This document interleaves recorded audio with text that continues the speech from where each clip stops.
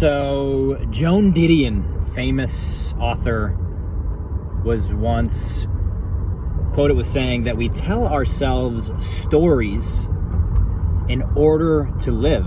We tell ourselves stories in order to live. And one of these stories that most people tell themselves, myself included at times, is the story of science. And science is just a story. And you could say it was kind of formed its foundation about 300 years ago with the theories and tellings of Sir Isaac Newton. And Isaac Newton basically came out with a lot of work, so to sum it all up here is a little bit crazy, but if I had to, he basically theorized and said that we live in an organized and predictable world. We live in a world of cause and effect, and for every action, there is an equal reaction of some sort. And then there's also the story of Darwin, which a lot of people, again, interpret what his teachings and theories were about, and they might even be pretty skewed, but most people, when you ask them about Darwin, they kind of say that Darwin's theory is that we live in a world where the strong survive. It's survival of the fittest, and those who have the genetic, rugged, survivalist sort of mentality or genetics are the ones that are going to survive. And so those two are really sort of the foundation of our scientific story that we tell ourselves, that the world is predictable and that only the strong survive.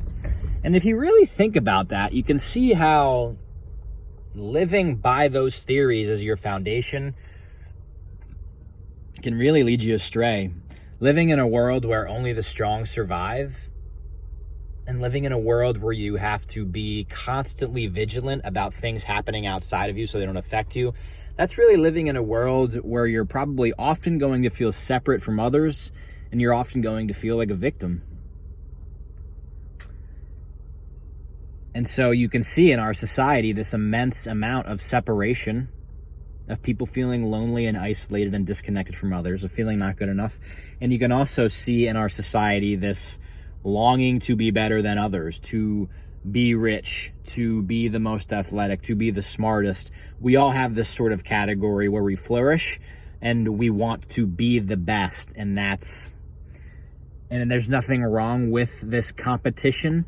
But when we realize that there's always someone better, or we realize that coming out on top doesn't really feel as good as we thought it would, we're left feeling, again, empty, alone, isolated. And so we need to dive sort of deeper past this Darwinian Isaac Newton scientific foundation and realize that much more than competition, instead of valuing this competition so highly, we get to start valuing cooperation.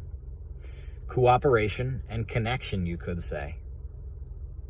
And so when we start to value those as well, I think is when we really start to tap into a deeper sense of fulfillment, of meaning, and happiness. And one of the wild things that's happening now in our scientific story is the discovery of quantum physics. And quantum physics is making these discoveries, and I guess you could call them theories, that in the deepest sense, in the smallest sense of the subatomic atoms, everything is actually all connected. That Isaac's theories of cause and effect and of separation are true in the 3D world, the world of the senses and what we could sense. But going deeper than that, beyond our senses, again, to these really small subatomic particles, there's actually this truth coming out, again, in quantum physics, that actually we are all truly connected. And this idea of separation is actually just this grand illusion that we're taught to believe and that we're fooled into with our senses. And so some people really get caught up into materialism, only believing what you can see, right, feel, sense, smell, hear, whatever, taste, the senses, the world of the senses. The senses are great. But it's obviously not the ultimate truth, and we can see that with things like, snakes can see in the dark. We cannot see in the dark, right?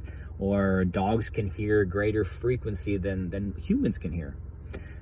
X-ray machines can pick up different visions that we cannot. There are things beyond our senses that are clearly happening. There's a signal being sent to my phone right now that I'm recording this video on, Wi-Fi signal that I can't see, but that's clearly happening because I can browse the internet.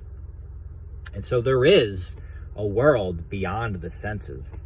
And so once again, we can see that. So to buy into this belief that only what is material or what we can sense with our own senses is real is really a foolish way to live life. And so really, I think the encouragement is to watch what stories you're telling yourself, to be open-minded to going beyond the world of the material or the senses, to check out quantum physics, and to maybe start to value cooperation and connection more so, or at least as much as you value competition and separation.